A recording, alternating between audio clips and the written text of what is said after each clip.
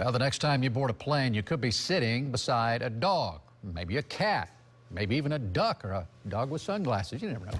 Travelers are seeing more animals on flights, and a majority of them could be getting a free ride under false pretenses.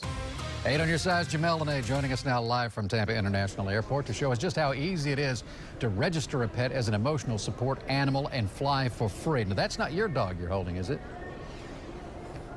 No. This is not my dog. This is Pickles. This is Lee's dog. Comes around the station a lot. But I just want to tell you how easy it was just to sign Pickles up as an emotional support animal. I went online. All I had to do was fill out the information and upload a picture, and it was done within seconds. I didn't need a doctor's note. I didn't even have to have proof that I needed an emotional support animal, and experts say that people are taking advantage of this. Justine Franks flies everywhere with her dog Riley. I always ask if I can have an aisle seat, if the person I'm flying next to is comfortable with the animal. Franks suffers from severe anxiety and also has a peanut allergy.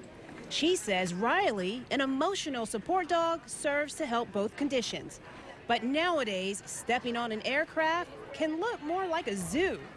Cats, pigs, ducks, turkeys, squirrels, you name it, anyone can register their pet as an emotional support animal and fly. Passengers with allergies say it's frustrating, and the pet population on planes is getting out of control.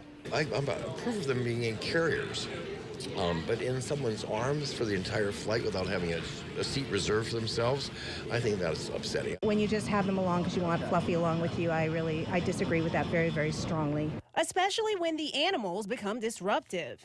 Like the time passengers say this 70-pound pig would not stop squealing and defecated on the plane floor.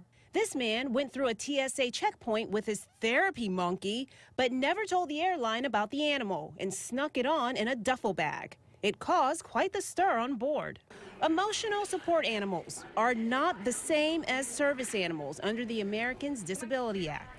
However, emotional support animals can fly with their owners with documentation. Susie Wilborn with the Southeastern Guide Dog says fixing the problem starts with the federal government, regulating websites where people sign up. One of the biggest problems is if you have a pet, you could go online to some places right now and upload your pet's photo to an ID that says it's a service dog. Okay, forward out. Wilburn is blind and has a service dog. She says she gets tons of complaints about people abusing the system just so their pets can fly for free. This year alone, she's received several calls from Heathrow Airport in Britain, checking the legitimacy of passengers using the company's letterhead on signed documents to get their animal on international flights. Turns out the letters were fake. I would love to be able to just have, like you have a driver's license. It's an ID that's issued by the government. Why not have that for my dog? It would make life a lot easier. And then those people that don't have legitimate dogs wouldn't be so eager to fake it. Would you fake a prosthetic leg? I mean, would you cut your leg off just so you could get some benefit that somebody who is an amputee gets? I know that's extreme, but it's the same thing.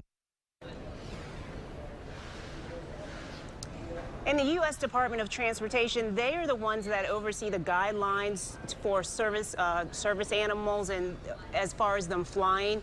Now, we do know that this year alone or last year, several airlines reached out to the department to ask them to limit the number of service animals that travel on flights. Okay, two questions for you. The first one is, you signed up for this online. Did you have one of these things now? And the second question is, where does the Department of Transportation stand on this issue? So when I did sign up, it pretty much took me to another link, which gave me the option to purchase a kit, which included like the certificate, the badge, and as well as the harness for the animal. So it was fairly easy, and I just did it again 10 minutes ago. As far as the Department of Transportation, there was an advisory committee that was created to look into this issue, and right now the DOT is looking at their findings. Keith? Well, it's unfortunate for all those people that really do need the service animals, and that's a cute dog you have there with you tonight. I'm just glad it wasn't a squirrel, because that'd have been a whole different live shot for you. Thank you. Jamel Lene live at Tampa International Airport.